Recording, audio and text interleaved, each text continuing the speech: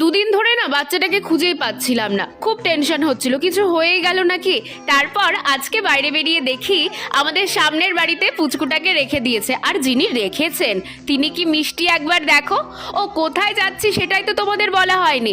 এতদিন তোমরা বিয়ে বাড়ির খাবার দাবারের ভ্লগ দেখেছো, আজকে আমি তোমাদের সাথে শেয়ার করব হালখাতা বাড়ির রাজকীয় খাবার দাবার কি ছিল না মেনুতে।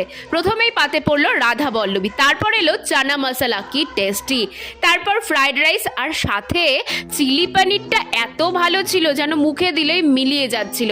তারপর এলো বেগুনি। সব খাবার দাবারগুলো কিন্তু ছিল নিরামিষ, আর নিরামিষ খেতে গিয়ে আমি আমিষের কথা পুরোপুরি ভুলে গেছি, এতটাই ভালো ছিল খাবারটা।